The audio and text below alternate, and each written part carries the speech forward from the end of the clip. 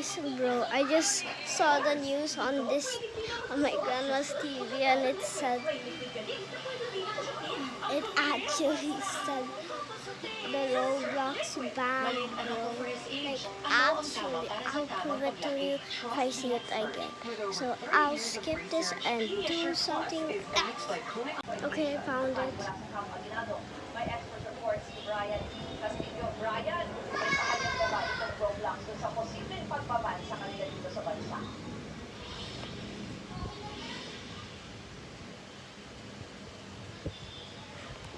Cybercrime Investigation and Coordinating Center ng CACC na sumagot na sa kanila ang gaming app na Roblox. Ilang araw yan matapos na i-show yung pagpapataw sa kanila o posibleng pagpapataw sa kanila ng total ban dahil sa mga aligasyon pinakaharap nila.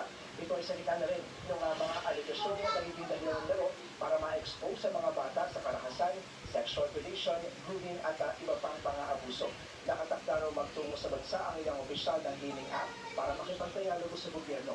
Samantala, idiniit ng pamunuan ng Roblox na nagpatupad na sila ng mga pagbabago sa app para maprotektahan ang mga minor de edad na karaniwang naglalaro nito.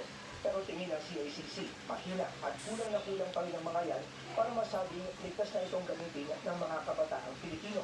Samantala, suportado naman ng cybercrime watchdog na Digital Pinoy ang mungkahing ban.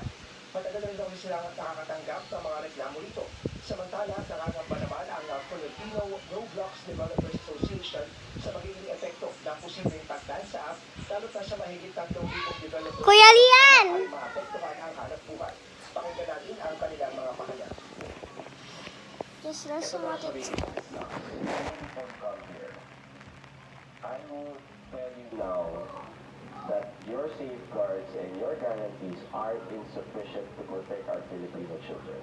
Ngayon pa lang sinasabi ko na sa kanila na lahat ng ini-implement nila, lahat ng safeguards nila, hindi yung sapat para protektahan ang ating mga kabataan. So kung pumunta lang sila dito para mag-explain, huwag na lang sila pumunta dito. Sa totoo, yung mga nagre-reklamo dito dati pa, meron talagang kailangan i-address. Gulit nakatakda na magpunta sa bansa ang ilan sa mga opisyal ng gaming app na Roblox para makipagdialogo sa gobyerno. Pero sa ngayon, ay hindi rin muna magbabago yung tinakdang deadline ng CACC na April 3 o sa Biyernes Santo para ipataw ang total ban dito sa Pilipinas para sa gaming app na Roblox. Yan muna ang latest, balik sa'yo. Yan pong express report ni Brian Castillo.